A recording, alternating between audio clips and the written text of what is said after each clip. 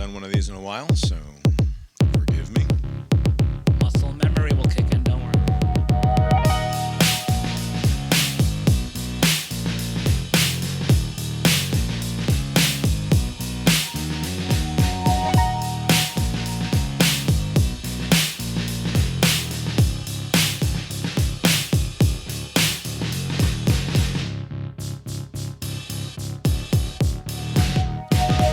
Here we are, Abe Cast Iron Brains, a podcast that believes that, on balance, the United States of America fucking rules, actually. That for all the hemming and hawing and to-be-shoring and qualified, careful tiptoeing that polite and overeducated types will do when confronted with even a hint of American civic pride, it is in fact fine and good to appreciate what makes this country great.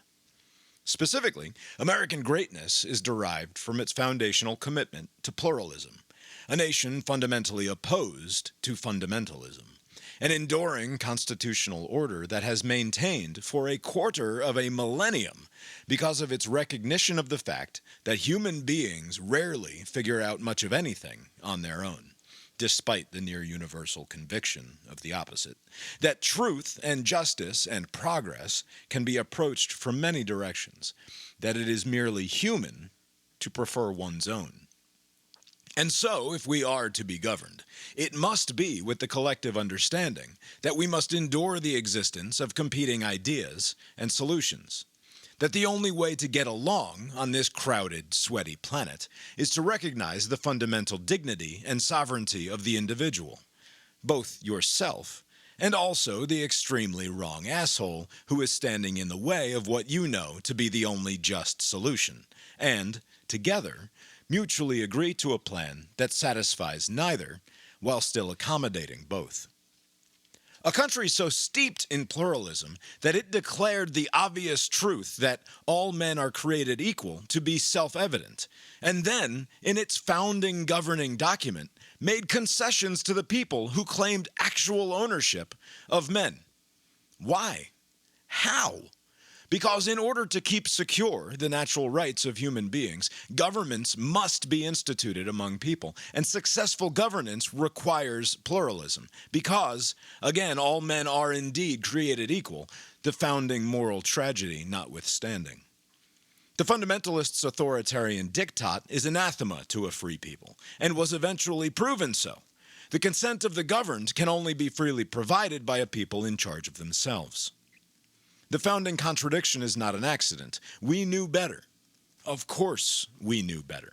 But without concession to the awful reality of other people, without concession to the obvious fact that we, too, are some other people's awful reality, none of this would work.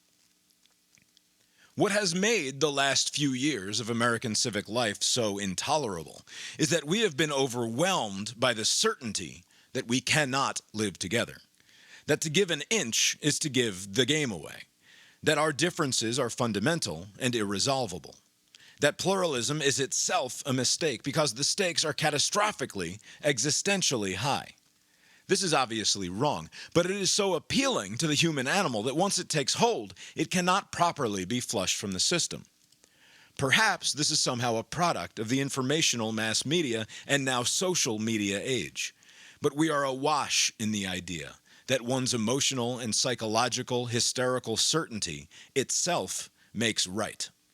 We are drowning in a sea of self-righteous individual dogma. That's what the medium allows for. That's what the medium demands. That's the message. There is probably no pulling out of it. We will experience the delightful and unbearable decadent decline that is the inevitable result of a people staring into the face of impossible plenty and declaring it never enough, never enough, never enough. We have it so good that we can no longer imagine how bad it can be, and so we have lost the capacity for real gratitude. All that's left is the wanting and the complaining, and the insistence that it was once better, or could be perfect one day in the future. But this podcast is immensely grateful for now, and for this great stupid country, even as it insists on tearing itself apart.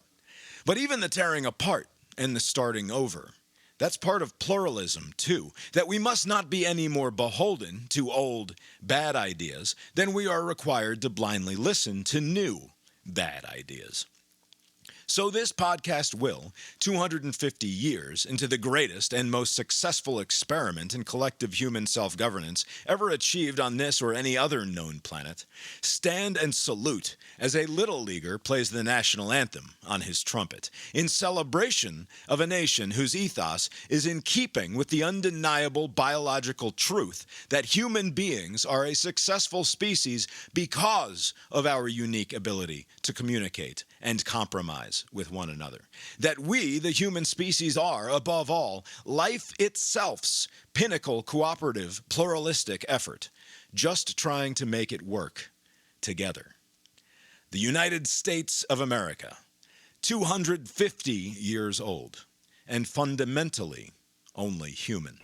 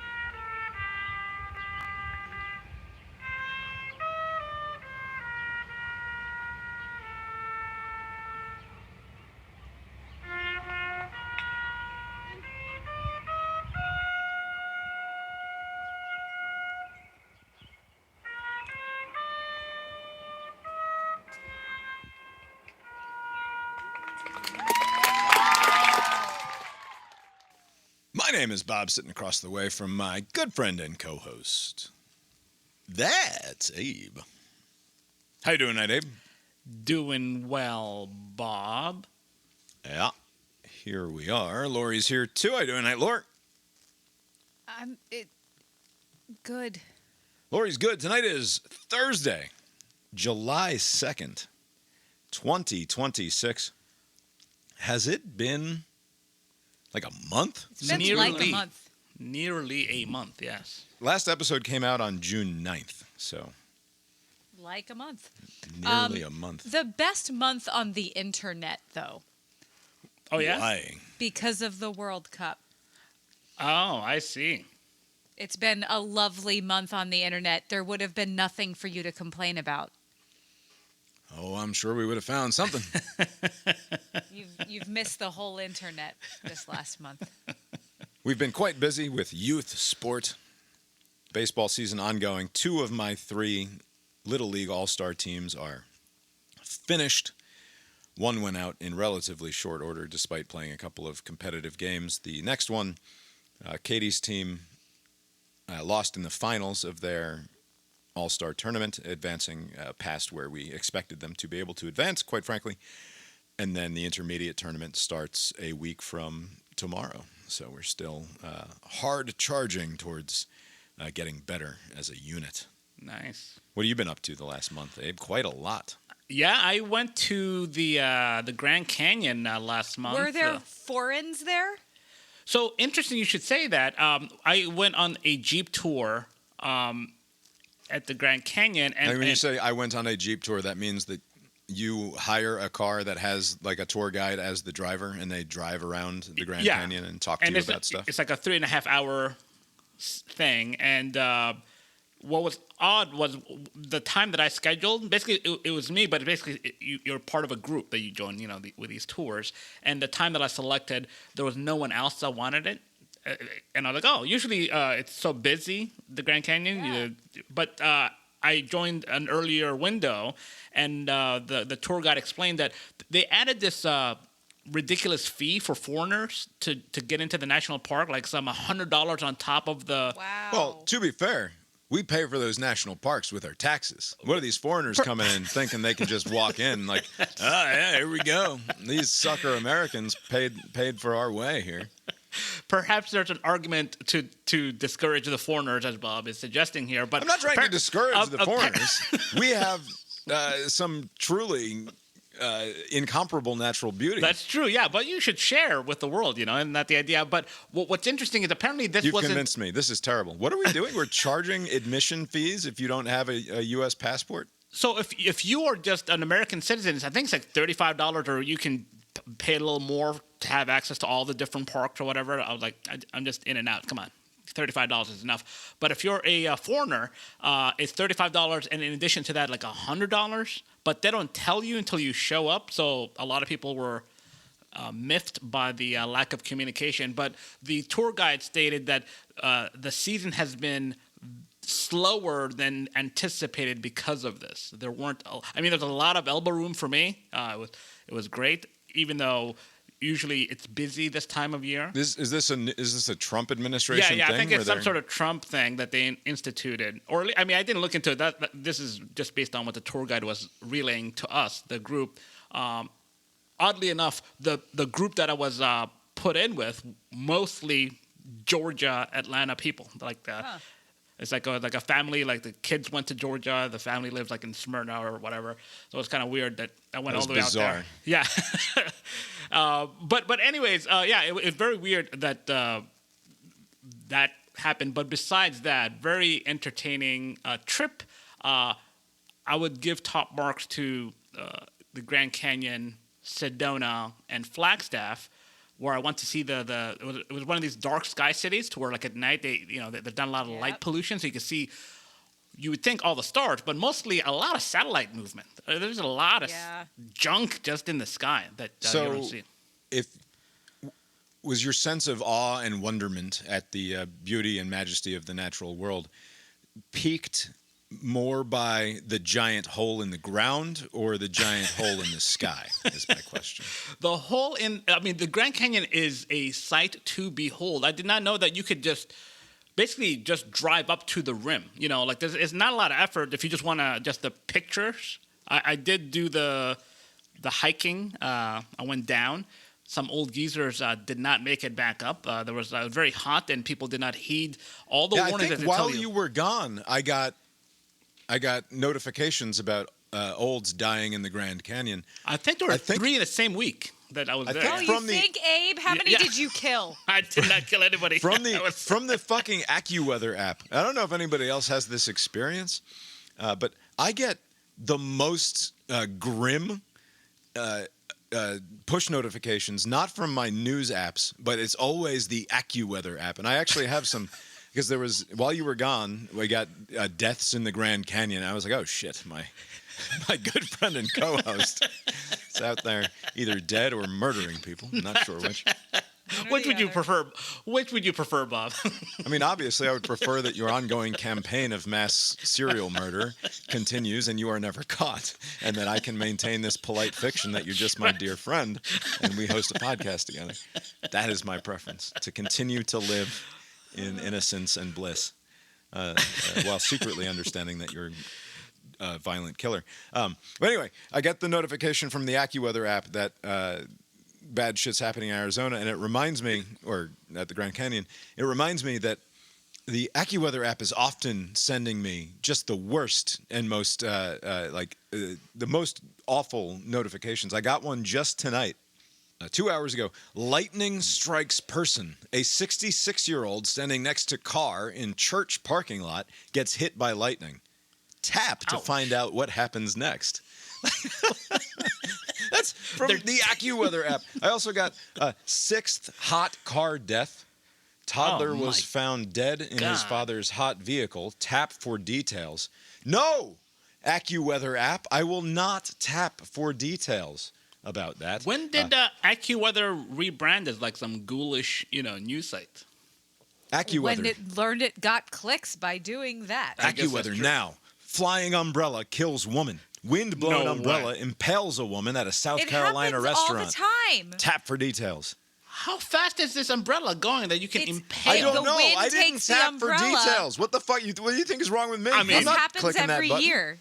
The curiosity would get the better of me on that story. The other ones, I don't need to see somebody dying in a car. But how does it break skin? I mean, unless it hit like the eyeballs or something. No, it Leave it to the guy impales who's you. skeptical about an owl being able to do murders to not believe that an umbrella can also do murders.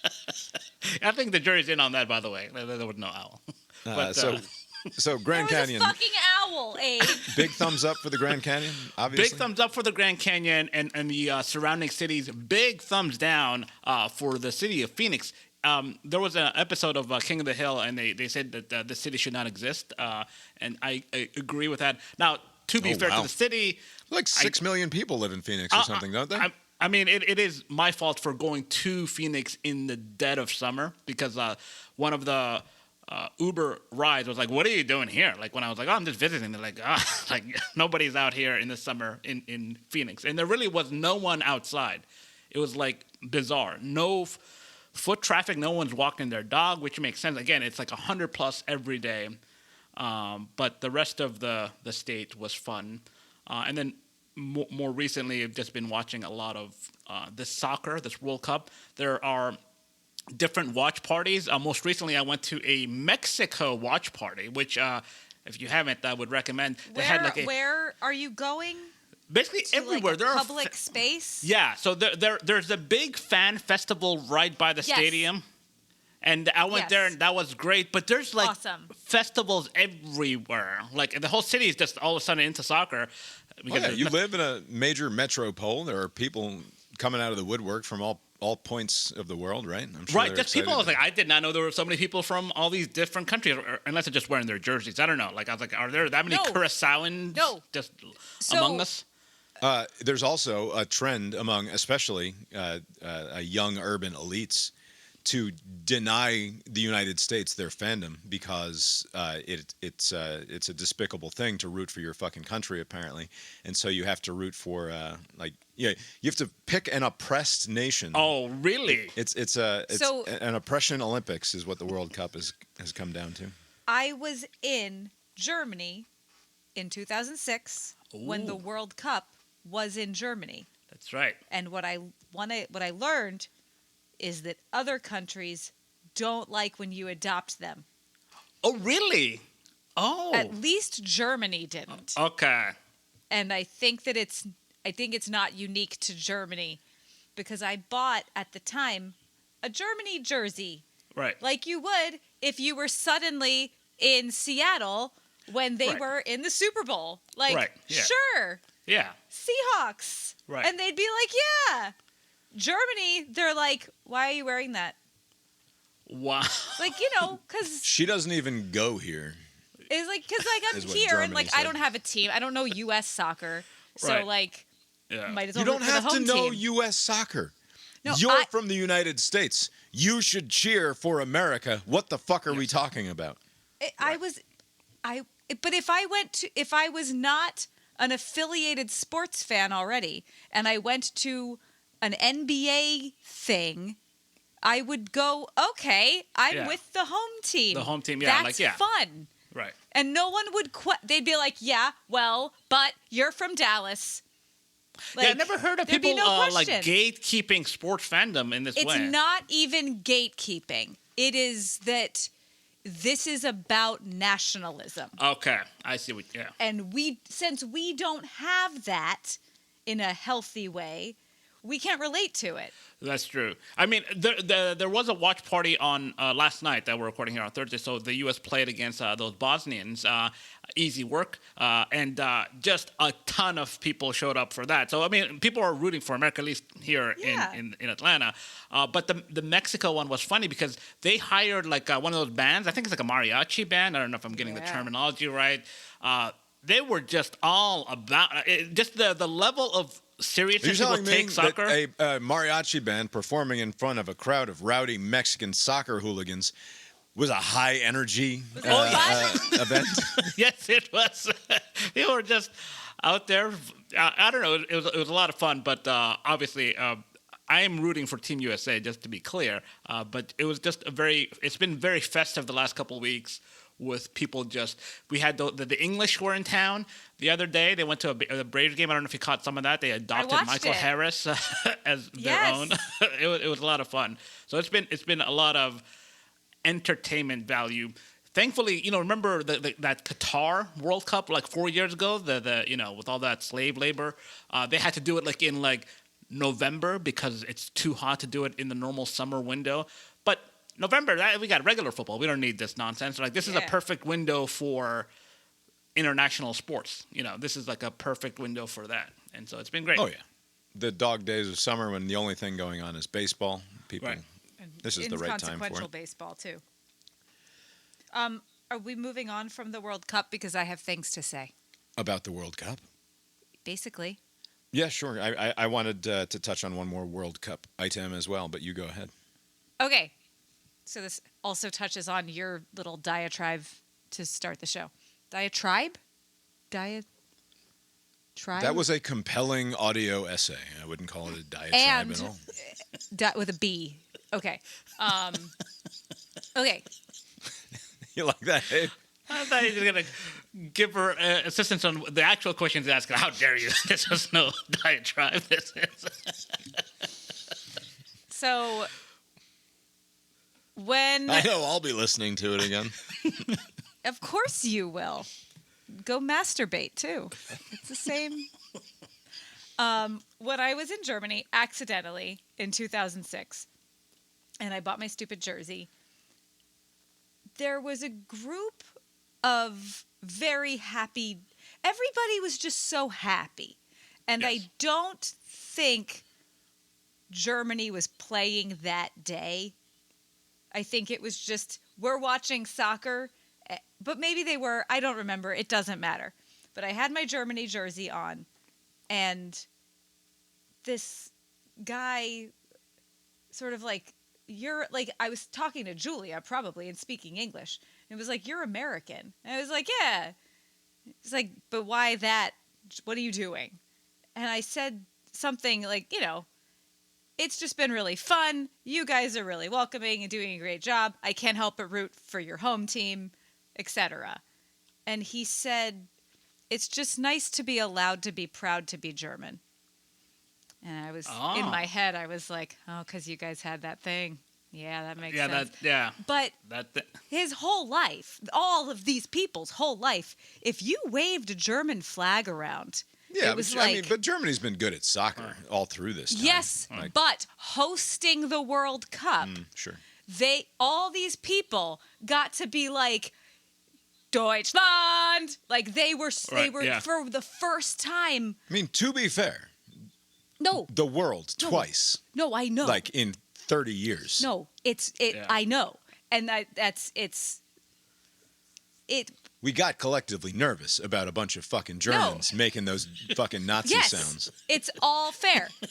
But it was nice. It was nice for these people. And at the time, I was just like, that is nice. Because they haven't ever been this generation, our age people and older, never allowed to be proud to be German. And now it's like, no, we are hosting the World Cup and we can wave our flags around and sing our little songs and nobody's going to get mad at us. And that's nice for them. And I feel like we're having a little moment in a very similar way. I think the answer to that is because soccer is so not MAGA coded in any way. It's not just that, though. It's also that everybody's coming here and we get to show them our stuff. We get to show them Walmart and Buc-ee's and our big cars our free refills. I'm convinced that 90% of the Europeans gasping in wonderment at American plenty. The Freddie account kind of thing? It's made up. That it's... it's Americans doing bad accents. I don't think that it is. Or it's French making fun of us for thinking that Europeans are so like small and parochial that they don't understand I how would fucking maybe modern think that grocery too. stores work. But Julia said, because she used to work with exchange students, and she said the thing that they always went fucking nuts over are the yellow school buses. And they would say, oh my God, like the movies. It's like, yeah, and just like normal. Like, what do you mean? Did they think that school buses were like props in the movies? That there's no actual yellow bus? So is that because they're accustomed to, if school children need to take a bus to school, they take the fucking bus that all of the other people who live in the city take? Yes. Yeah, because they have good public and because transit. Their public schools don't require that the buses takes them there. Like there are little things that we take for granted, like giant grocery stores and free refills on sodas and ice cubes and the level of air conditioning. And you wouldn't know because you've not been out of the country, but the way that we air condition places I is unique to us. I read the news. It is remarkable how much mention the air conditioning gets. Like, it's like, oh my God, Like, this whoa, is amazing. it's winter because every here. July, like thousands of French people die because they don't have air conditioning in that I country. think it's happening right now, right? Isn't it? It's like a heat wave like in Europe. I think they should stop calling it a heat wave and start calling it summer because it seems to happen that's true, every yes. year. That's true, yes. But anyway, I think I had totally forgotten about that. I hadn't totally forgotten about it, but it was only recently that it was like, no, not only can we be proud to have this unique to us stuff, and I guess Canada too, they have the same stuff we have, but we're more annoying, and they don't have Buc-ee's. And it's like, even if it's not my favorite, it is what it is. And we can be happy because we are just talking about soccer. Like, and I think the fact that soccer isn't football and it's full of pussies, like, it helps. But even the MAGA people are gonna be happily chanting USA, and it won't be taken in a bad way. Like, for once. Yeah, It's no just more nice. shitting on the big cities. You know, we were talking up San Francisco and Atlanta and New York. There's this one guy who was like, "Oh my God, Atlanta! This is amazing." It's like, dude, you just like being on vacation, is what you're talking about. That's right. But also, like, I will say, this is not normal Atlanta. I mean, they renovated so much, and there's so much foot traffic that typically there are sketchier parts, but there's just so many people. But also, it doesn't think matter. about somebody visiting from out of the country who's coming expecting to spend a ton of fucking money, right? Yes. And who is just here staying in a hotel and going to the World Cup. Atlanta is ideal for that. He doesn't have to worry about like having to drive to Gwinnett to go to the fucking foot doctor or something, right? He's not worried about going to the grocery store and how impossible it is to do that without getting in your car and driving for fucking 25 minutes every time you want to go get groceries, right? Like his experience is not that of the everyday city-dwelling Atlantan. And that's true when you go to any city. You're there as a tourist. Yeah. And you're staying in the nice part that they cleaned up extra for you. Yeah. No, it's been gone well so far. Bob, I did like your poking fun at the match momentum graphic that they're using for this. This is a totally made up thing. They also had like a expected score, which is it would be like 1-0. Like, well, it should be 1.23 to 0.1. It's like, what does that mean? I don't know. It's 1-0. Like, why are we doing this? I assume weird that there formulation? must be metrics and data that go into that match momentum thing. Yeah. I suspect it also tracks very neatly with just possession. Yes, I bet you it's tied mostly to possession momentum. What is that? The games have been largely fun, though. I've enjoyed watching them. Yeah, I'm always surprised, though. You know, like, there are all these countries who take this sport more seriously than we do. And there was like a crowd crush event in Mexico. Like, you know, when they won on Tuesday, I think against one of the Ecuador teams, they were celebrating, and like 4 people just got crushed to death because everybody's just so happy. And that's not the way that you would want to go. Like, I think people just need to chill with a celebration. First of all, you didn't win anything. Just game. wait. And, yeah, maybe if you won the finals, it'd be worth some crowd crying. Were you pleased to see the Japanese exit the tournament? Oh, yeah. I mean, I have no problems again, officially. Did you see the shots of them? Their fans whipping, as though they were terrible towels in Pittsburgh. They're whipping empty garbage bags over their heads as part of their celebration, and they would then use their fan garbage bags to clean up after themselves at the end of the match. What a conscientious and wonderful people the Japanese are. Don't you think so, Abe? Many people say something along those lines. I have no opinion on the matter. Of course not. All right, there's a commercial that's been running throughout this World Cup that I wanted to play, in part because this is a commercial that would have been unthinkable from about summer of 2020 through the last few years, and then this is what we get. And by the way, I think this is Scarlett Johansson narrating this commercial, but when I Google Scarlett Johansson World Cup ad, it instead tries to direct me to some Super Bowl commercial that she made a couple of years ago. Okay. But it sounds like ScarJo to me, but I can't find any proof of that. But I'll play the clip here. If you want to watch the commercial, of course, brainiron.substack.com for the link. Did you know salsa was invented when Puerto Ricans took Cuban rhythms to New York? Brazilian Jiu-Jitsu was born when the Japanese took judo to Brazil. When North African frying traditions met Spanish dough, Spain made the churro. After Jamaicans took their sound systems to the UK, the world got punk. And this is what the world gets when 48 nations meet to play one beautiful game.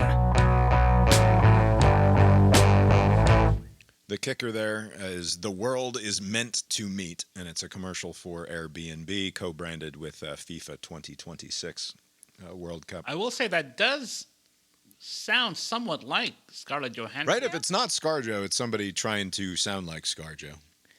Right. Those interactions were not all positive initially, yes? Like, it's not like they just met, like, hey, how does this jiu-jitsu work? Right. Like, So this is the point that I'm getting at, though, is it is a truism of being in the world that culture is the result of some idea over here meeting some other idea over here, and then over a long enough span of time, it just becomes the idea that is over here now, right? And then somebody else shows up and they've got some other idea, and it interacts with the idea that's been the traditional idea of this area for the last 240 years. And it's like, oh, this is new and cool, and it becomes this other thing, and then it's just the idea that lives here now, right? Like it was an uncontroversial fact and thought that when cultures come together, new and interesting dynamics are created, and the human spirit grows because of it, right? That doesn't mean that it's good to genocide people or anything along those lines. But we have spent so much of the awakening to be shoring and tiptoeing around, trying to nod towards all of the ways in which somehow cultures interacting with one another result in dominance of one over the other or dominion of one over the other. When that's just it's not the experience of the overwhelming majority of people in the world, right? For the most part, you just like the fact that you can go to your Thai Mexican fusion restaurant on a Thursday night and have weirdo drinks in flavors that you haven't thought to put together before. I should do my 10 push-ups since I'm singing the praises of a commercial, but really I'm singing the praises of the extent to which we've clearly moved on from a bonkers moment in cultural history when that sort of commercial, it would have been inconceivable that would be run by a major corporation because of the backlash that would happen because of it. Do you think what would be the peak of that? 10 years ago? If they 6 years ago? 20, when would this not have worked? 20 through 23 and a half or so. Yeah. Yeah. But the virus maybe is making people kind of weird. People are now on the other side of things. We're back. back to normal. But yeah, you're right. I think there are certain periods where people get like uneasy, and this is, I mean, it's a well made ad. Yeah. Although I don't support Airbnb, hotels is the way to go. Hotels these definitely days. the way to go. Man. Yeah. World Cup has been fun. Well, it's been soccer anyway. Yeah, the soccer, it's still pretty fucking lame. Right. They say that this VAR system is supposed to make things better, but it seems like it's just kind of like... Oh, it makes the game unbearable. Right? It's just like... And flat out, if offsides is not called by the guy with the flag and then they go to review it, right. like, I'm sorry, but the fact that his toenail or the one cleat is offside is against the spirit of the rule. The spirit of the rule is to prevent cherry picking, right? And I thought that was... they have ruined... They ruin the moment because you score a fucking goal. Your whole country is going bananas because you've scored a goal. And then the flag goes up and they spend 2.5 minutes or 30 seconds even waiting for the 3D image to come out to say whether or not the goal was good. And then you're supposed to celebrate? Right. Like, how can you possibly erupt in genuine elation again? You cannot. Yeah, it's very awkward. These players do their gimmicky celebrations, their little signature move, and then they're like, oh, never mind, let's go back to 0-0. Yeah. They need to clean that up. You fix it by saying if any part of your body is still onside, then it doesn't matter. And then that takes the stupid VAR out of it entirely because the guy with the flag will know whether or not the person was in violation much more clearly. Right. You can also... much more harshly punish the divers. And I think we had our first yellow card issued for somebody taking a dive in the World Cup, and that's good. They call it simulation. What's wrong with dive? Is such a it breaks through the. Is it too judgy? Like you're simulating an actual injury when in fact it's a dive, but dive just works.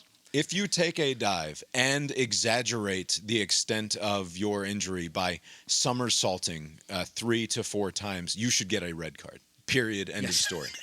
Like and a walk of shame, just like a Game of Thrones. Somebody should ring a bell on your way to the locker room. But you're right. There needs to be some punishment for it. If you can't play, get off the fucking field. Put someone else in. Which is more shameful? So easy. Which is more shameful and counter to the spirit of competition?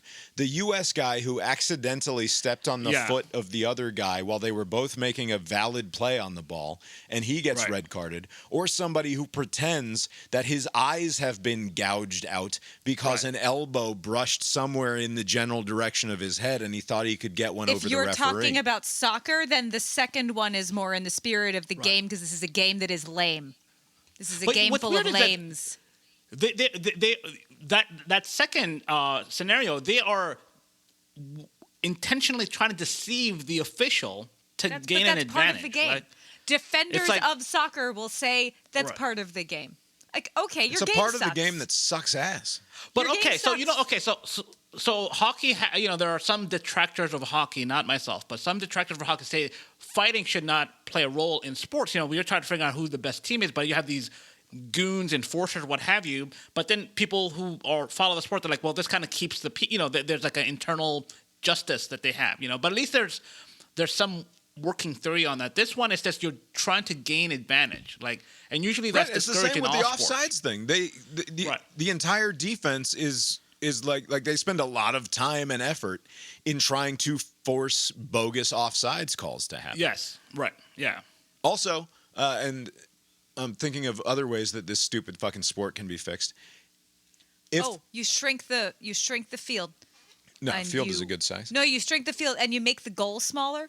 And you put the players on ice skates, and you enclose it. They should do that for.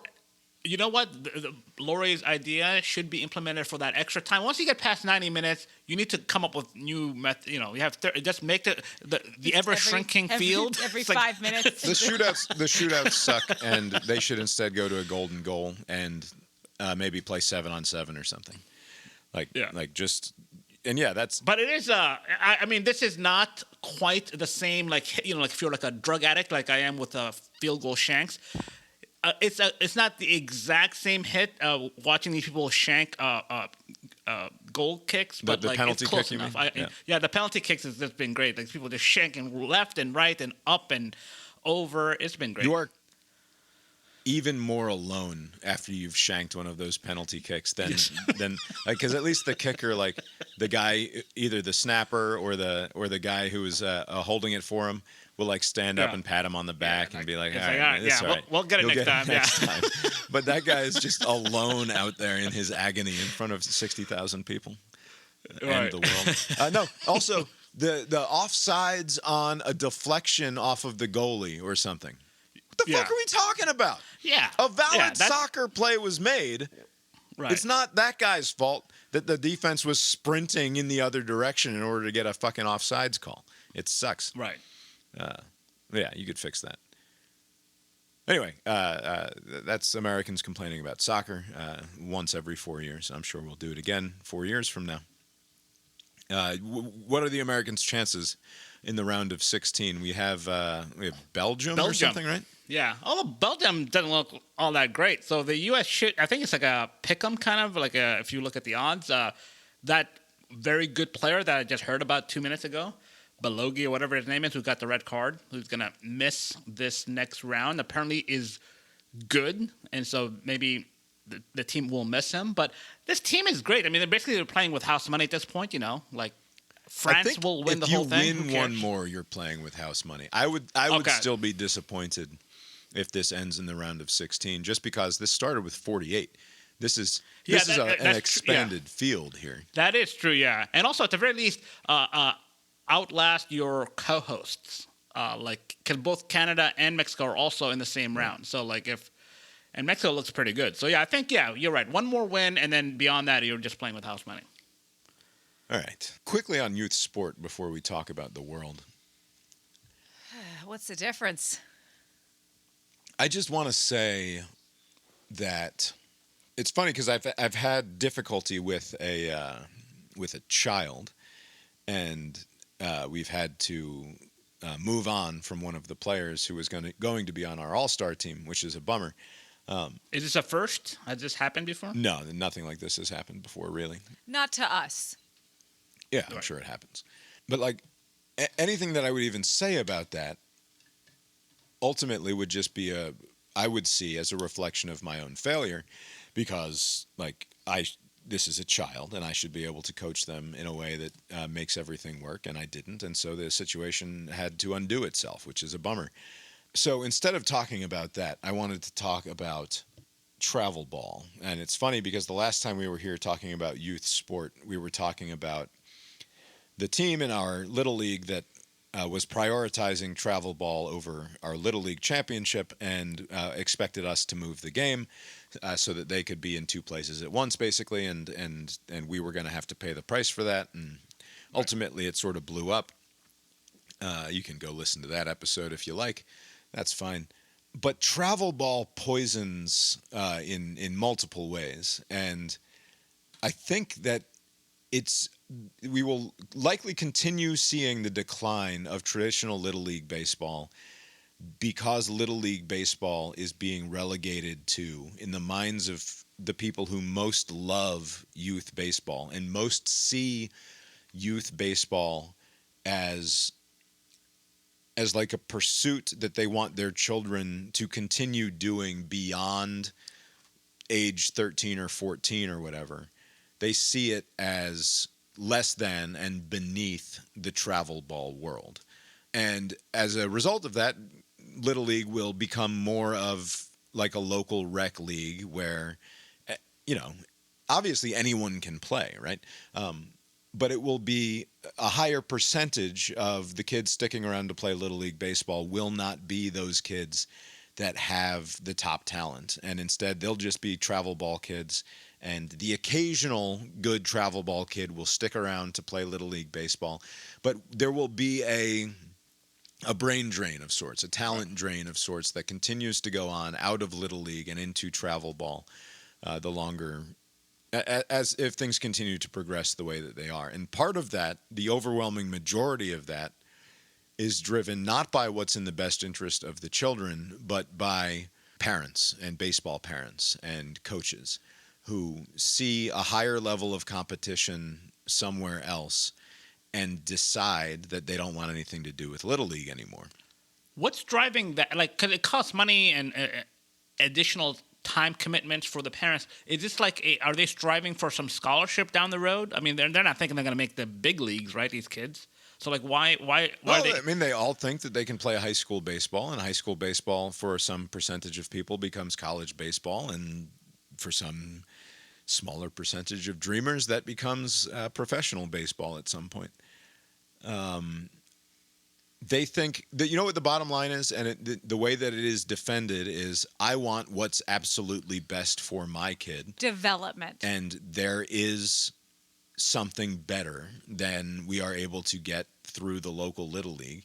And so why should my kid be denied the opportunity that fucking Braden and Braxton and Bryson are receiving somewhere else, even if it does cost me $1,800 a year or something? The idea, and it might be true, if you're paying for something, that's probably better than the free version of that thing. Yes, for the most part, yeah. Just usually. Right. And the ones who pay for it often are the kids who are more talented. And so they go and it's like, oh, well, now we're paying this coach. And by the way, the product is better. The kids play a higher level of baseball. So what we must be doing is paying for this coach. And since we're paying for the coach, he must be better than the Little League coach. It's like, well, or maybe he's just a guy who's willing to take your money and able to travel 2 hours on a Saturday to go play baseball. Right, that's true, yeah. So these parents do not have a fondness for Little League as it was? Like, they're not like, hey... They do, but not enough. They do, but it's also a poison that seeps into their blood. And I'll put it this way, which is... If you are a coach of a Little League baseball team, and then you have a kid who plays Little League baseball and who's pretty good at it, like top 10%, top 10, top 20% of players in your Little League, you're likely going to pursue other baseball opportunities for them, whether that's in season or out of season or whatever, but you'll be looking for them to play travel ball in all likelihood. And once you do that, you might, in my experience of this, is limited to the people around me who've coached in my Little League, whose children go play travel ball, and then they come back and they're still sticking around. They're still playing Little League baseball. But something about it is now curdled for them. Something about it is no longer tolerable, right? It's no longer tolerable that little Johnny, who doesn't really love baseball, who doesn't necessarily even want to be there today because he had a bad day at school and he'd rather be home playing video games, is got his head in the clouds, and he's on ADHD medication, but he didn't take it today, so he's extra ornery or difficult to wrangle. And so somehow that little Johnny becomes an impediment to my kid who wants to be awesome at baseball, who cares about baseball, who I pay $2,400 twice a year to go do this other baseball thing. That kid, little Johnny, is now ruining it for my kid, right? And he's what's wrong with Little League baseball. The fact that there are going to be inevitably 3 or 4 or 5 kids on that team who aren't any good at baseball, right? Right. Like, sort of the whole point of Little League is that anybody can come play. Everybody gets the same relatively small amount of attention, if we're being honest. We only practice once or twice a week. We only get together a few hours a week, ultimately, as a team. And it feels like a lot to me because I'm fucking working with 3 or 4 teams sometimes. But, like, when I look back on last season, my biggest regret is that I was spread too thin and couldn't do the bonus baseball that I have done in years past for other teams where, like, yeah, sure, we have practice once a week and 2 games, but also, hey, bonus batting practice twice a week, or bonus fielding practice this week on Thursday because the field is open and I'm free, right? Like, I wasn't able to do that, so I wasn't able to invest all of the extra time that I like to, and that, like, it reflected in mostly in limiting the progress of the kids in the bottom half of our league, right? And that's a bummer. And I'm going to try in the future to not be spread quite so thin so that I can give the proper attention to my team so that we can get better and all of that. But in some of the people that I deal with in my Little League life, the existence of kids who aren't as good as other kids is intolerable, right? Like the existence of the mediocre Little League player becomes something that is offensive to them, and they lose and it becomes this really it's kind of a shame, because the thing that makes me good at what I do with coaching these kids is not any particular knowledge base or affinity for teaching or anything like that. Like I don't pretend to be a great baseball mind. I know the game. I know how Little League baseball works. I can impart a decent amount of baseball skill and wisdom on these children, but I'm no fucking guru. But the thing that makes me good with them is that I love them. I don't love them like their mother and their father love them, but like I love them and I believe in them and I want them to succeed. Right. And in the minds of too many of the other coaches who have been exposed to admittedly much higher level baseball, right? Whose kids go out and compete in much higher level baseball other days of the week that they're not with us. The existence of mediocre ball players who have not made their entire identities about stepping on the baseball field and trying their best is like it makes it an intolerable situation for them. And that's such a fucking bummer. And these are people who are still coaching, right? Yeah. These are people who are still around, and it shows in the way that they talk about these kids. It shows in the ways that they coach these kids, and it's a fucking shame. And it's like, and it makes me mad because it's like, I want to wash my hands of them. I want to be like, fine, like fucking just go do the other thing that is obviously more important to you. But these are people who have invested a lot of time and energy and effort into Little League as well. And that has to be acknowledged. Right. It is, I'm surprised that this is the approach and outlook that parents have at this age. You know, like you think like closer to high school, maybe this sort of it's because other people are doing it. Okay. So basically it's just like, okay, if somebody else is doing it, I'm going to do it too, just trying to keep up with the Joneses and make sure that the development isn't lost. I get why people do it. If there's a better product out there, why wouldn't you want the better thing? Right. What if it's Do these kids stick with? I mean, you know, kids change their mind, and you know, they grow older. Like, I don't really want to commit this much time to this one sport. I want to try something else. I want to maybe get into music or do something else. You know, a lot of it has to do with this strange transitional time between Little League baseball and then like JV and eventually varsity baseball, right? So, because Little League it's played on a 46-foot mound, 60-foot bases. It's Little League. It's a different sport than baseball is. Like we played a scrimmage tonight with Calvin's intermediate team on a 60-90 field. And the difference between a 50-70 field and a 60-90 field is enormous. It is so much more than the 10 feet and the 20 feet that the difference between 50-70 and 60-90 suggests. Right. Like it is the scale is all wrong because these kids are just not big enough on a 60-90 ball field. Like nothing quite works in a baseball way when kids Calvin-sized are trying to play baseball on a field that big.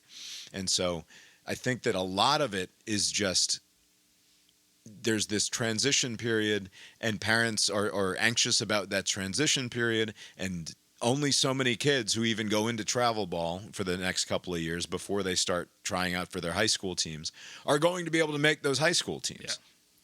Yeah. And yeah, I think that a lot of parents are fucking like psychotic and delusional about like what the future holds for their kids. And they think somehow that like working at it at this point is going to result in your kid being an elite high school baseball player who goes on to play college baseball, when the reality of the situation is, if you're not just sitting here and enjoying it now, you're missing the best part, right? Because this is, in all likelihood, not just the best part, but the only part.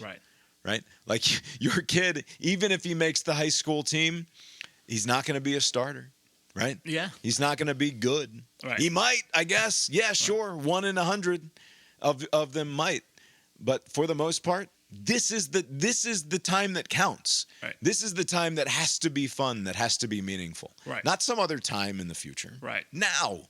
Yeah, this can't be outcome based. It has to be kind of process. You have to like enjoy the process instead of, oh, I'm going to do this. I'm going to invest all this time that in a few years in some powerhouse high school, he's going to be the starter for whatever. Like, you can't think that way. It's also these travel teams, I'm guessing, there's like more parity. Like, they're all, because they're, you have to be good enough to get on them. Well, or you're in a crappy travel situation where, come try out. And we'll take your $2,400. We're going to put you on the C team, by the way. Yeah, they'll put you on the C team. But, like, you might get more wins.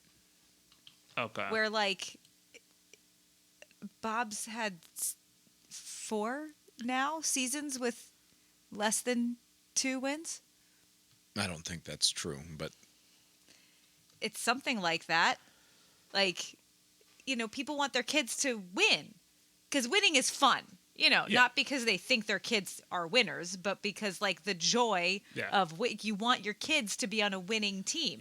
So if it's like, oh, let's join this really good team and then we'll get to win and that will be fun.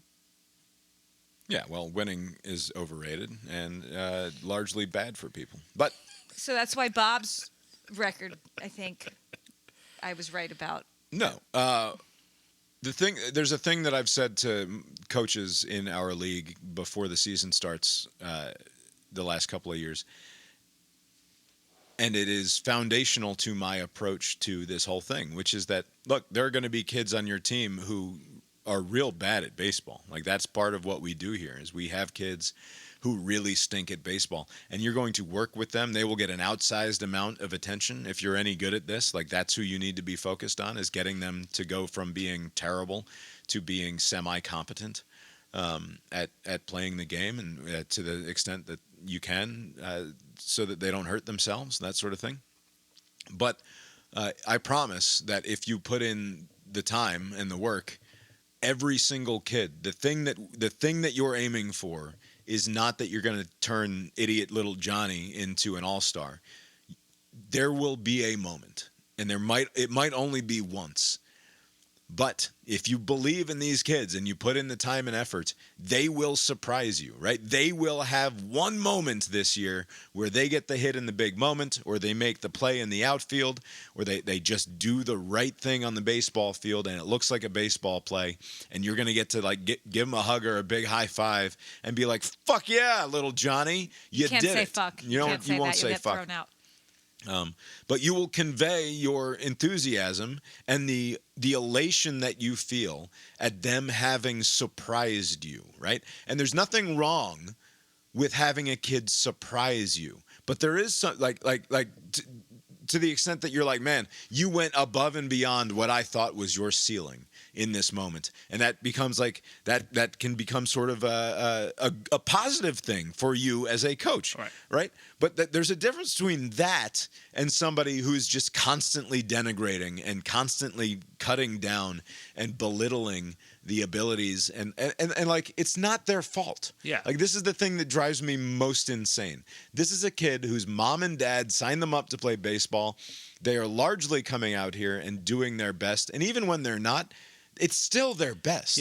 Right? Because they're children who don't know how to be in the world yet. And so even if they're not giving their best, that's probably their best.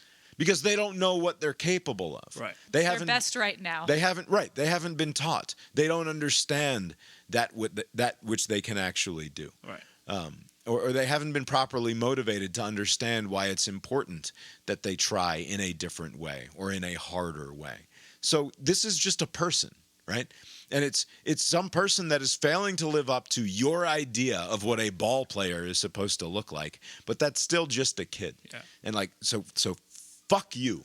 Right. Like, fuck you for not knowing, for trying to do something that is fundamentally not coaching Little League baseball. Yeah. I think is the thing that is where I come down. All right, quickly here because because it's 10:30 already pretty late. Well, we got a late start. It's not my fault. It doesn't matter when we started. At what time it is now is bedtime. I still have to go to work tomorrow. I still got to edit a show and clean a house tomorrow. That's not work. That's your hobby. All right. The Iran war is... Jesus. Was it over? That's basically It's over. over enough. Move along. Next It thing. keeps being over and then not over, and it seems to be mostly over. But are we, like, we're technically still under the 60 days of hashing things out, right? That's where we are? This has to...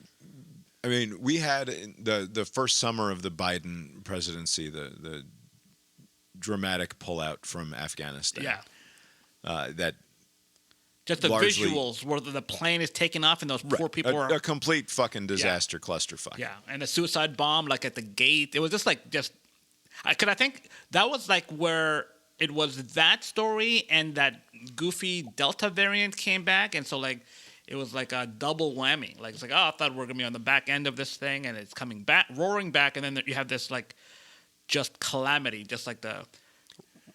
I think an argument can be made that the disastrous pullout from Afghanistan is why Joe Biden felt uncomfortable stepping down. I don't know. I think this is rank speculation. No.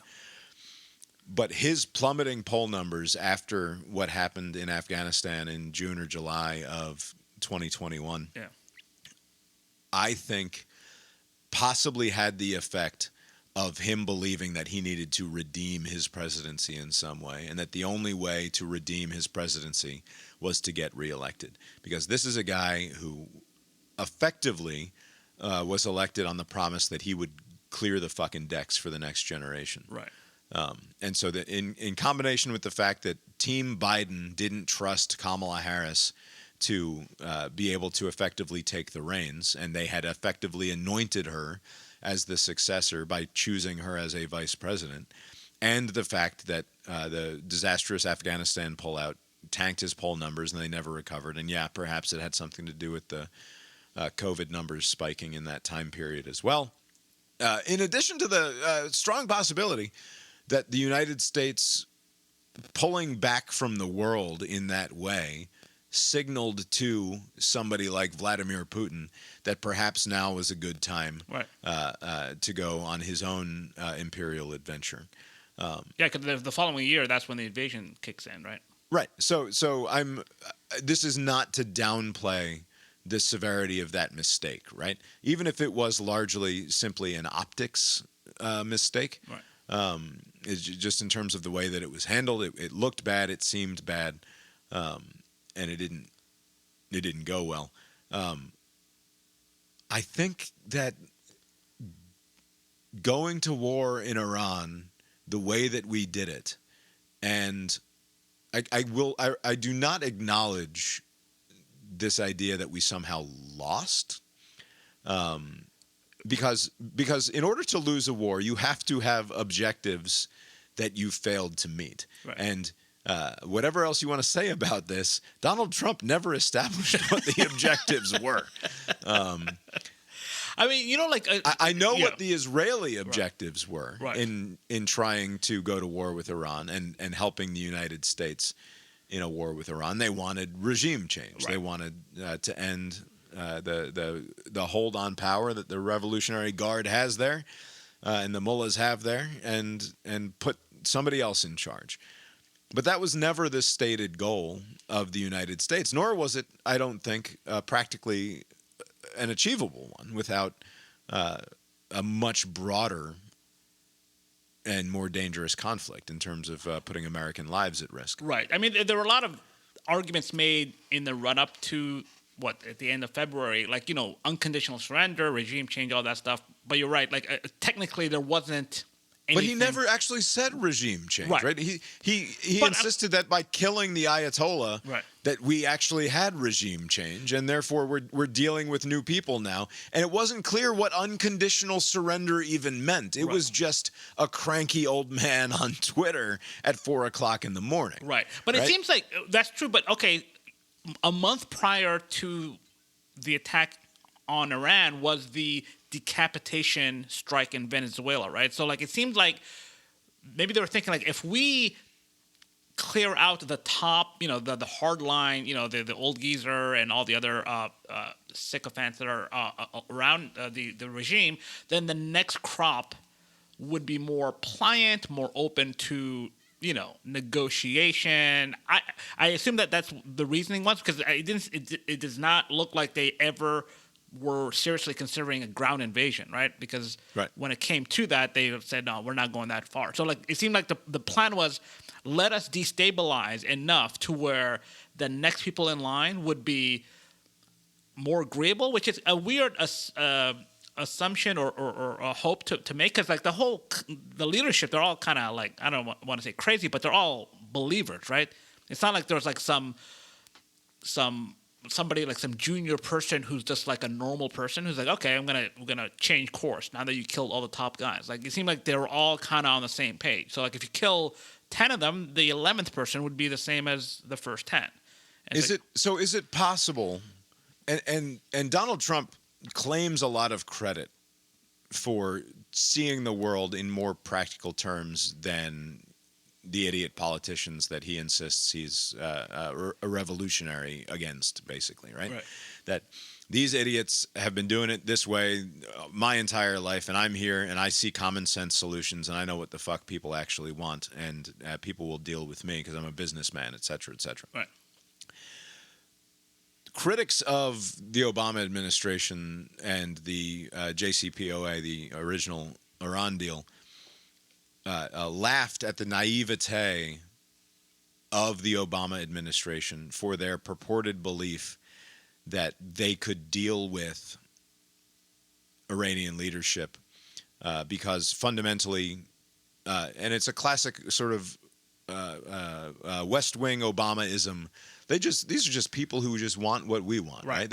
They mostly just want to have a good life for their families, and if we offer them something, then they'll see reason. They'll be rational here, and we can work with people because other people are just people, and there's nothing to be afraid of. Right. Which, in the face of a millenarian Islamic death cult, is silly. Right? Like that's, and they thought for some reason that, well, sure, the Iranians aren't ISIS. ISIS is ISIS, but to some extent, they are fundamentalist religious types who believe what they believe, and they hold those beliefs sincerely. Right. And also, they are authoritarian despots who've been in charge for 40 fucking years, right? So like, good luck. Right. Just so like people rightfully kind of scoffed at the naivete of the Obama administration's, at least even if like that was at least that was the sales job that they did. Right. Was look, Iranians are just like you and me. They want what you want. Let's bring them into the community of nations, and this is our way in, right? Is it possible that Donald Trump actually and the administration, to whatever extent this can be said to have been an act of a coherent administration, suffered from the same sort of naivete, which is, no, we just take out the assholes in charge, like you're saying, and we'll be able to deal with people who want to cut deals. I know people. I know what people want. People want just what people want. Right. And like maybe that's the exact same mistake that the Trump administration made that the Obama administration made. Right. But what's interesting, though, is that all of the information, the choke point, this was information that the military analyst had. This is like known. Like if you do this, then they'll likely do that. Like which is to kind of try to weaponize the Strait of Hormuz and try to create chaos in the region. Something that the Iranians had not really previously done. Right. Like we recognized it as a potential card that they could play that they had not actually played. And it was, yes, they might do it, but you don't know if it's going to be successful or not. Or certainly you don't expect it to be as successful as it was. Right. And then what you've done now by attacking them and forcing them to play the card that you expected them to play. Oh shit, this was actually a really good card. Right. I didn't realize how good. Why haven't we been doing this for 20 years? Right. As it relates to like whether you have won or lost something, I will say if the post-war status quo is that Qatar and Iran have some sort of fee system, some toll system, then it is a failure. If we don't call it loss, a failure. This whole thing has failed because now, if you were like, okay, we'll try to take out the head and then let's hope for the best, and it doesn't work, it would worth a shot. Relative costs were minimal. I mean, there were people that died, but like relative cost is minimal. But if it's sanctions relief, this bogus $300 billion fund, and then you kind of like tolerate, Rubio and others are saying this is not acceptable, but every time I keep reading articles, they're still going through with some sort of fee system, which is not acceptable. And so like, I don't know how you work around that. It was an enormous strategic blunder. It was an enormous mistake and waste of resources that ultimately resulted in nothing that the interested parties wanted it to result in. I don't think that is I think what bothers me about the like, oh, you lost and Iran won kind of thing is that like, that's such a stupid calculus to even be talking about. Right. Like this was just a disaster. Right. It wasn't good for the Iranians. Right, it wasn't good for the United States. But they survived. They endured. Yeah. Right. They endured in the way that everyone sort of expected them. Like the baseline for them was just wait it out. Right. Like just endure. And the more pain we can cause the global economy, the more likely it is that we'll be able to wait this out because it will become intolerable for Donald Trump. And the rest of the world. I get your hesitation to call this a loss, and I will agree with you there. But if, like, the lessons learned here, the information that Iran now has is that they, if you can withstand the onslaught from two very powerful militaries. I mean, Israel's on its own a very powerful military. They survived them and the U.S. And they know that, at least on the American side, there isn't a political will for a long ground invasion, right? So like they know that that's not going to be an option that's going to be chosen. So all you have to do is just absorb some hits and then survive, and then you can then go to the negotiating table and come up with some sort of agreement. Basically, going forward, this military option is now kind of almost off the table because it's not effective to what you're trying to do. And so at least in that sense, like going forward, they're going to have to come up with something similar to the JCPOA. And what if it's something short of that? Like this. Well, but already it is. And that's what's hysterical about listening to J.D. Vance like defend the administration on this point. They're effectively just trying to wrap the Iranians back inside of something like the JCPOA. Right. And that was the thing that, like, Trump would go on 15-minute rants about the beautiful piles of cash loaded into 747s that Barack Obama practically personally delivered to the terrorists in Iran, right? Like that was it was a whole huge part of his stump speech back in 2016. Right. It is interesting that, this is not exactly the same, but Trump for a long time has shat on NAFTA, and, with good reason. But then the USMCA, whatever it's called, was like a modification of that template, right? Like they didn't change it in such a significant way to where you see the changes. Because it's been how many years? Like 7, 8 years, and it's not like things have changed. And so it's like you're shitting on something, and then you end up somewhere in the same ballpark anyways. So I was like, what was the point? Why not just say, okay, let's just improve on this, or let's try to do something, instead of just saying this is the worst thing ever, and then you end up doing something similar to the worst thing ever. So what does that mean? Yeah. Donald Trump made $1.5 billion since his presidency started just on crypto. It's remarkable. I mean, this was a bit of a fleece. You know, I was reading this article where these people who invested in this and they got kind of suckered. Like some of the dollar amounts I'm seeing from like blue collar type workers were like, oh, this person's like 45, like he's like a plumber or something, and he invested $20,000 or $40,000 in this crypto thing, and now it's worth like hundreds of dollars. And it's like you just threw like.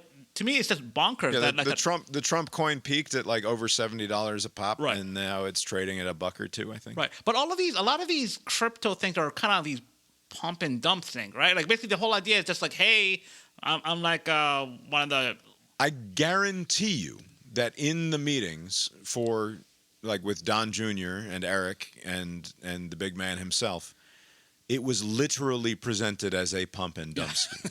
Like there is zero doubt in my mind, right, that it was presented as a pump and dump. Right. And he made hundreds of millions of dollars in different ways. Right. There are all sorts of articles about this out there. I'll make sure there's links in the show notes if you are interested. But the amount of pure scheming grift is unthinkable, right, in our country, like up to this point.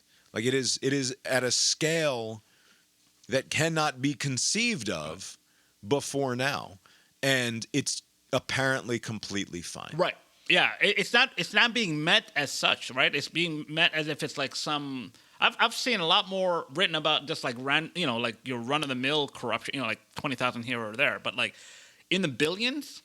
Like it's remarkable, and then all these like these Middle East. What sort of a country is it where the leader becomes a billionaire because he was elected the leader of that country? And it's oligarchy. Right. It's bullshit strongman dictatorships. Right. Is the answer that the individual. Chosen to or otherwise ascending to the top of the government becomes unspeakably rich,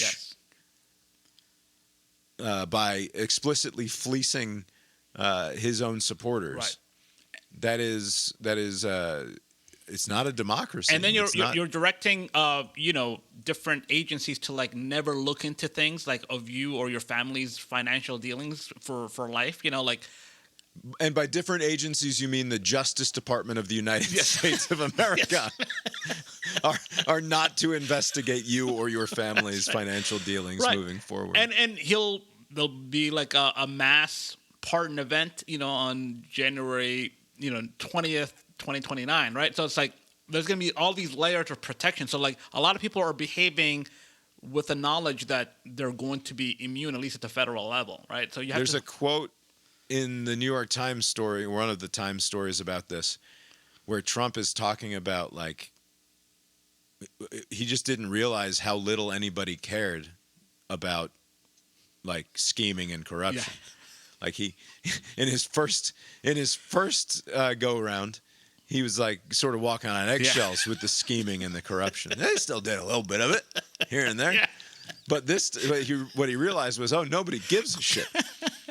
And so this time around, he's getting fucking jets from the Qataris. Yeah, he's getting he's running crypto schemes.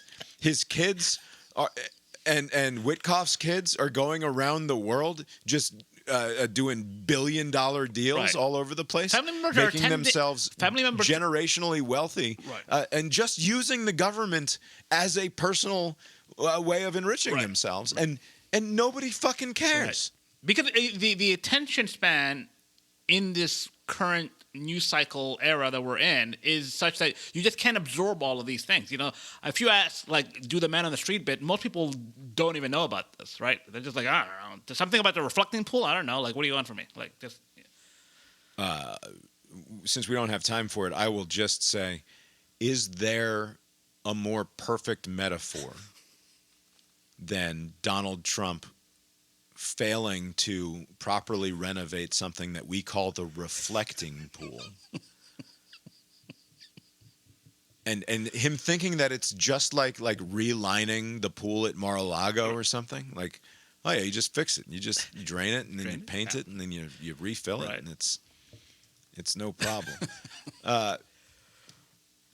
They will attempt to impeach Donald Trump. The Democrats will when they take the House back this fall. I mean, that's like. The joke is the Narcissus and the reflecting pool.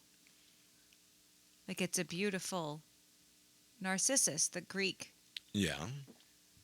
And his whole problem being a reflecting. I mean, the fact that, it's also a place where we're supposed to go as a nation for quiet reflection. Like, not just that it is actually reflecting the national monument, but we're not talking about that. It is we're going a to bed. place of civic public reflection, and instead he fucking ruined it. Right.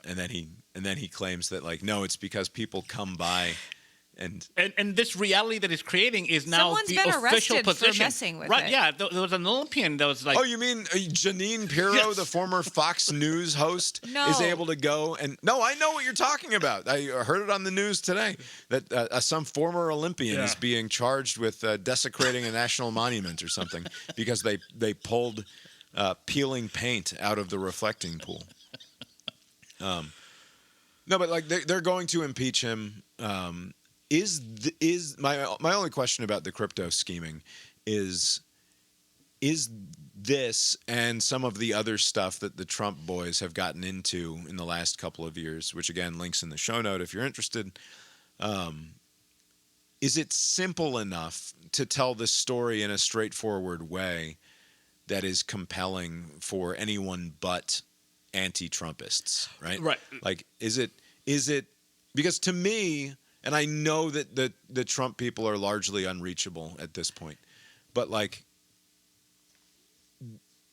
the obvious public, shameless personal enrichment on the backs of not just your fellow Americans, but those who most believe in you,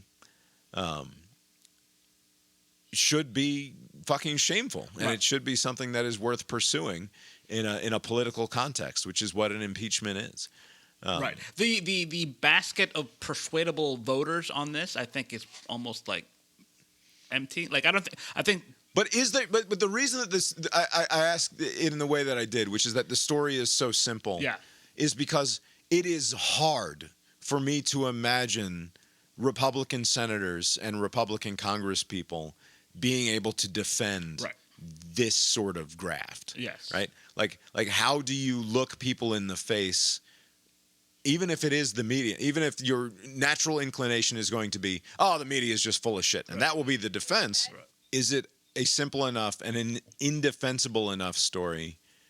Because straightforwardly, like, because you would have thought, like, the reason that the January 6th impeachment failed is because why are we, that was yesterday's news. He can't even be president anymore. What are you talking about? He lost. Right. Like, get the fuck out of here. And then the reason that the Ukraine phone call thing didn't work out is because it was too fucking complicated. Right. Just flat out, it was too confusing. It was a bad sales job. Nancy Pelosi thought it was a bad thing to pursue, and she was ultimately right on the politics of that. Even if you think that the underlying thing was an impeachable offense. Right. This is super easy. Yes. And I don't know what the defense of the everyday Republican is going to be when you're confronted with an impeachment trial where all that we're talking about every day for a month is the president's corruption and crimes, which are plain as day. And like, how do you defend that level of personal enrichment when you're supposed to be helping the country through an economic hardship? The Great American Fair, or whatever they're calling it, has been going on for some time, and no one's showing up to this event. But it's so sad. If you watch Fox News, the backdrop, you'll see hardly, just a handful of people just, walking around. But the coverage is like, so many people are here, and if people are willing to distort reality and report something that's not happening, like when there's visuals like right behind them that this place is mostly empty, but they're suggesting otherwise, I suspect that they'll find some explanation. One thing I heard from the Greg Gutfeld guy, the chucklefuck guy on Red Eye or whatever the show is called now, He said, I think it's just called Gutfeld Okay. with an exclamation mark at the end. there you go, Gutfeld, does well in the ratings. He said very dismissively, I don't get it. He was a billionaire before. He's a billionaire now. Who cares? Like, so I don't know if they're going to go with that approach, but I think it'll be something infuriating, like as the argument. But you're right. This is a very easy case to prove, and most people can follow. But it'll be something stupid like that. Yeah. All right, we don't have time tonight to discuss all of the socialists, self-proclaimed, Another one, just one in Colorado. Nope, right? don't discuss it. who are Move winning along. Democratic primaries. I will just say, in the event that baseball prevents us from discussing this in any length moving forward, be careful what you wish for here. With your disruptors coming in and taking out the established candidates, because we're living with the consequences of a disruptor coming in and all of his acolytes coming through and getting rid of the established candidates. And yeah, maybe if your ultimate goal is destruction and to tear the whole thing down and to remake this place into something that it never was before, maybe you're happy with the inevitable result being total dysfunction.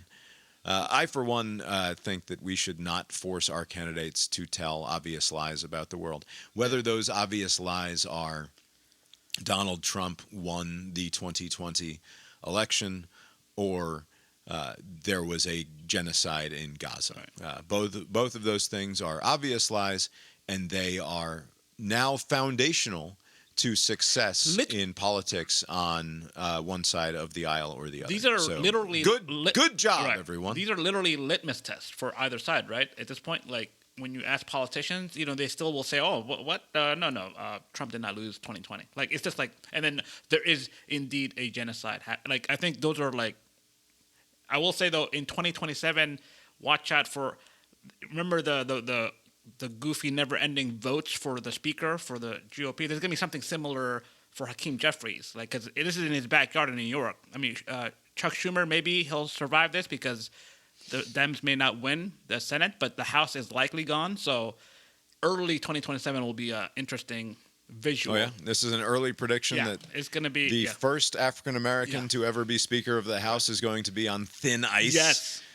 Lock it with the extremely progressive socialists. Yes.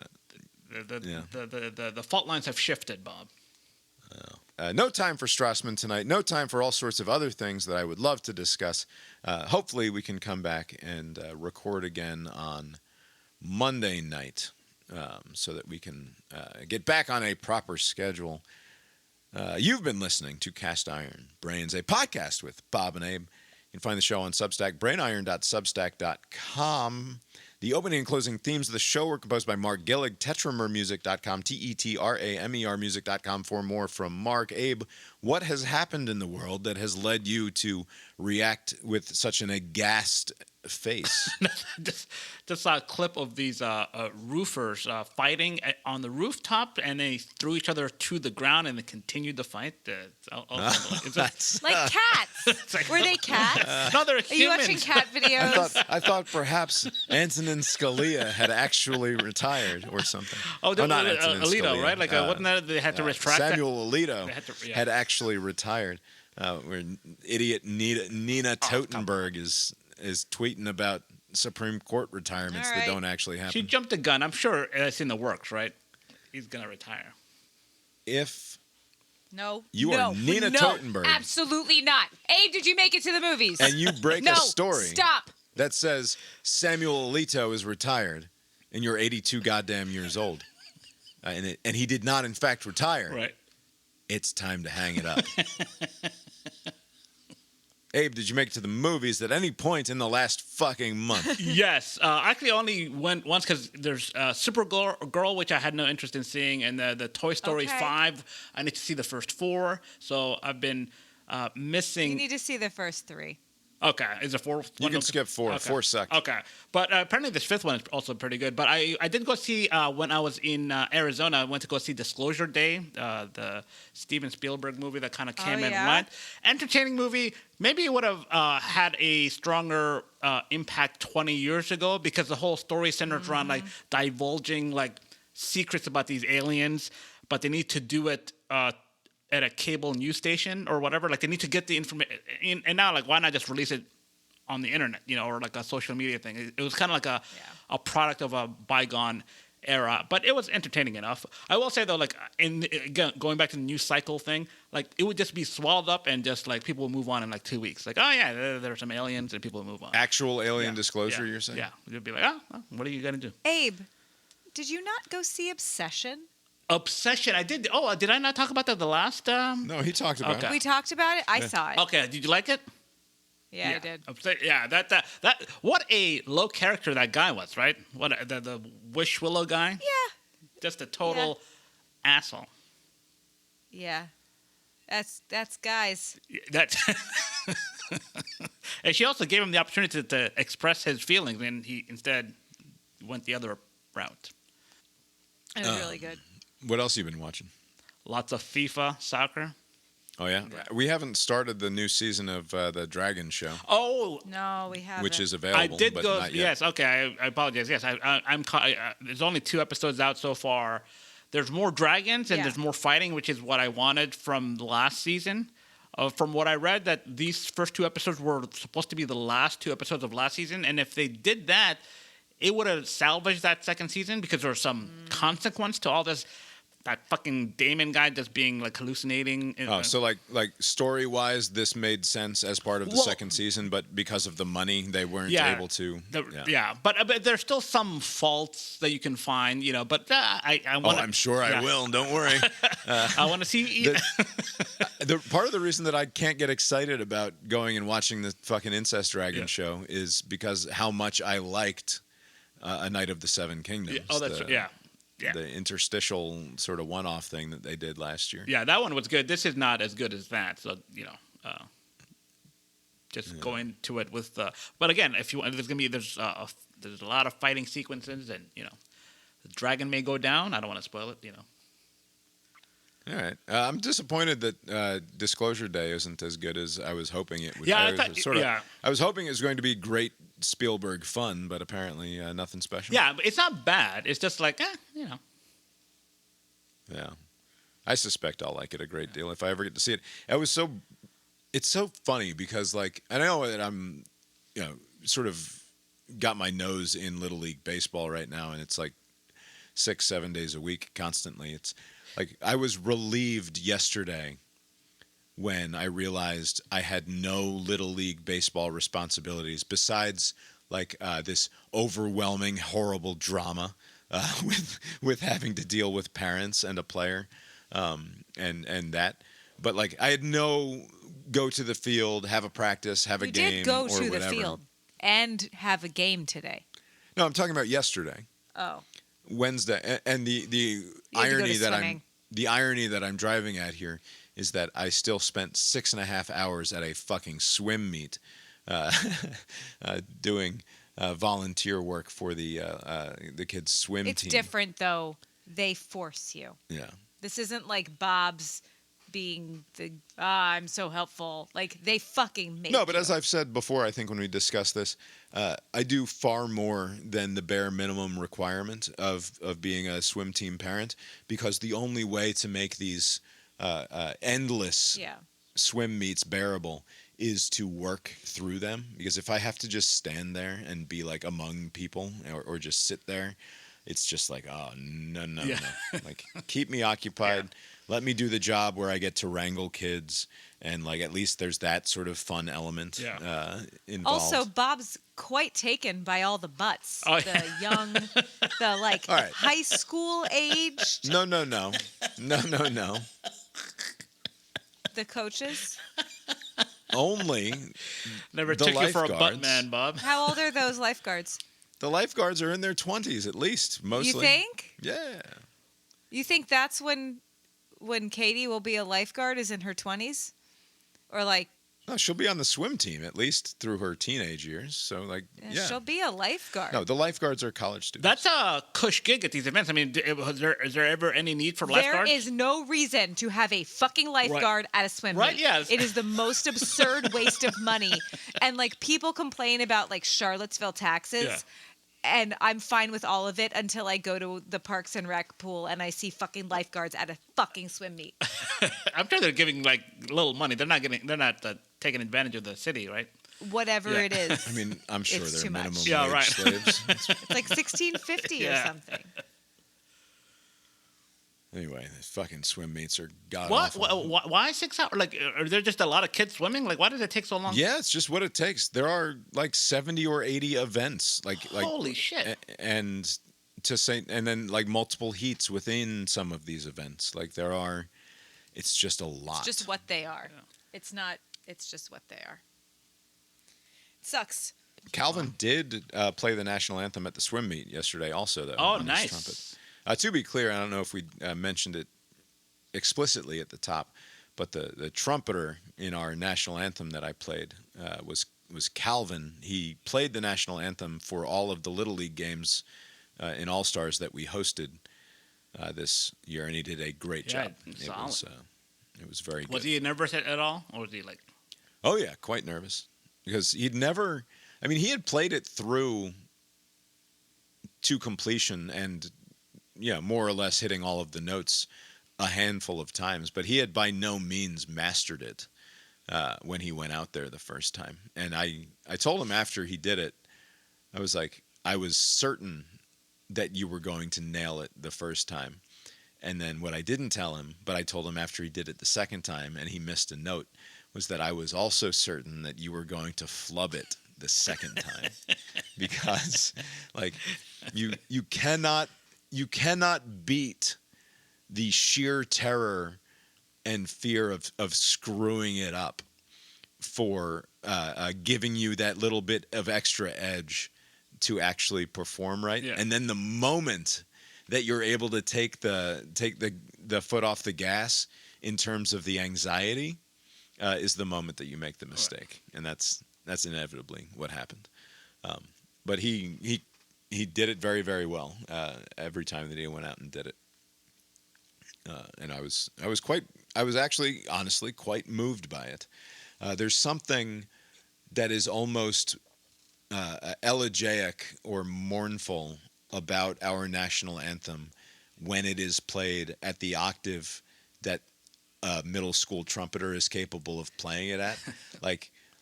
Because I've heard like triumphant and jazzy and variously beautiful versions of the national anthem played on a trumpet by people far more skilled than he.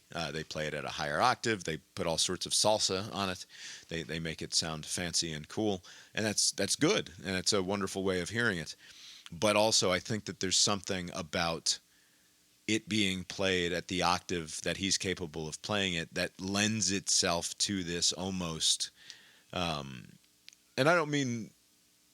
I mean what I said, elegiac and mournful. Like there's something that is beautiful about it there's something pleading about it almost. And I think it's great that he was able to do that for us. And it's so cool because like at the Little League games, he's surrounded by both teams. He's standing at home plate. They're lined up down the first and third base lines. And then there's a couple of dozen gathered family members, right, like in the outfield or whatever. But they're quite far away. At the swim meet last night, we're on a pool deck of a city pool, which is 25 meters by 30 meters or whatever in either direction. So relatively, it's a big pool, but a relatively small space for 300 people or 400 people to all be gathered around. And all standing at attention, hands on your hearts, facing the flag, and my little kid, nearly naked as the day he was born, in his skin tight swim trunks and no shirt on, just holding that trumpet when it's 100 goddamn degrees outside and playing the anthem. It's like, man, this rules. Yeah, that's awesome. This is really cool. But yeah. What else has been going on with us? Anything? No, nothing. Bedtime. Do you guys do fireworks stuff? Like, what do you guys usually do on the 4th? We're going to go to Usually, my dad's. we're Okay. at my dad's on the Okay. 4th. We used to be. Not usually anymore. We haven't been for a couple years. No. So it's been a while. We used to always go there, but baseball prevents us from doing this. Baseball makes planning this particular stretch of time difficult. But we can't plan to be away this 4th of July week just in case there's a team. And now this year there was definitely a team. No. So it was just not feasible. Also, if we go away for too long around the 4th of July, we miss a swim meet or possibly two, and they have to participate in a certain number of swim meets in order to participate in the end of season champs thing. Okay. And since we know they're probably going to miss a swim meet here or there because of baseball responsibilities, we can't throw another missed swim meet around 4th. Anyway, I see. whatever. Gotcha. We're here. Okay. We have 100-degree goddamn weather here again tomorrow. Yeah. Yeah, it's nearly as hot down here. The Peachtree Road races run every year on the 4th, and this year I feel like a fleece is coming. You know, you pay for this event. It's not a free event. I think it's like $60, right? You get a shirt, you run the race, it's fun. But this year we got an email today stating that because of the heat, they're starting under a red flag caution, which they've never done. Basically, they have different flags. I think it's like green is everything's cool. Yellow is like, hey. You're telling me on the 4th of July in downtown, the concrete jungle that is downtown Atlanta, it's going to be hot? It's going to be hot, but No. again, this is probably, I don't know how many years I've run this. It's never open because all the fast runners start at 6:30. All the normies start at the 7 o'clock hour. And usually it's fine. It's hot, but it's morning hot, But this year, they're starting at the second highest flag rating, which is red. One more black is they call a black flag, the whole thing is canceled. So I suspect 2 minutes into the run, they're gonna just send a text saying black flag due to the extreme weather. The race is canceled. If you've already started, go ahead and finish. But no one new can start. So that doesn't make any sense. Yeah. If you've already, it's only going to get hotter. I know that's what. If you've already started, you're in trouble. Yeah, I just think that they're this is their way to get out of like refunds, because if they just wait until the last minute. Saturday morning. Right? Yeah. So like Saturday morning in Atlanta, it says 74 degrees at 6 a.m. Right. What the fuck are we complaining about? I don't know, but they're saying that this is. The AccuWeather people who are talking about impalements, I guess they also do weather forecast, and they 83 degrees at 10 a.m. Right. So 2 years ago, it was canceled at 10 a.m. So basically, all the runners were done. Basically, there are people that just do this for walking, and it's not a fun walk because it's like you're just there for a long time. I don't understand why you would want to walk it. Just run it and get it out of the way. Yeah, but then Cheryl, who's 70 pounds overweight, gets to walk around with her Peachtree Road Race T-shirt for the next year. So we'll see how it is. But I suspect that I just paid $60 for a T-shirt. I would love to hear the rationale for canceling a road race that is kicking off in 74-degree weather. I don't get it. But people, it gets hot like around 9 o'clock. But 7:30, it should be fine. The fucking heat today it's so intense when it's still. Like, and you stand in the sun for like a minute. Yeah, there's no breeze, there's Don't nothing. stand in the It's sun. just And there's no breeze, and it's just. I have a fan now that I just carry everywhere with me. Oh yeah, that's smart. Yeah. It's large. It's like 12 inches. Yeah, it's the size of a big old dinner plate. She carries around a fucking rechargeable fan with her, like a psycho. I'm much more But I'm not complaining. it does the trick, right? Because some of them aren't really powerful does. enough to do. No, this handheld ones is no. Yeah. I also got these camping tables that I set up and put the fan on, so I don't even have to hold the Oh, fan. look at you! You thought of it all. I'm really getting good at being outside Yes. as long as I have all of the luxuries and a tent Yes. because I can't sit in the sun. Abe, have you got anything else for us tonight? Nope. I guess that's all we've got for you tonight, then. We'll talk to you next time. Later.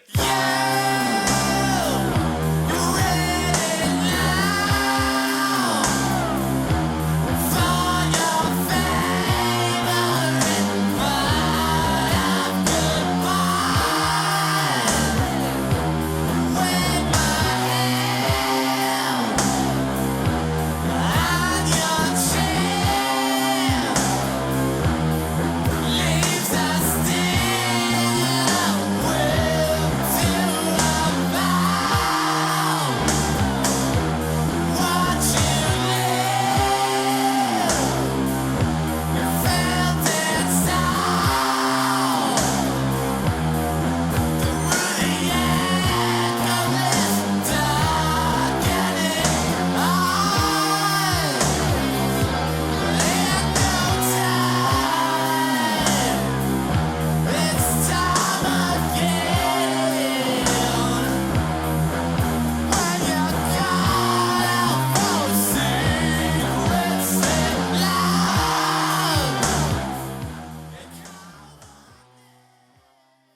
Now, for the national anthem, Untitled Chapter.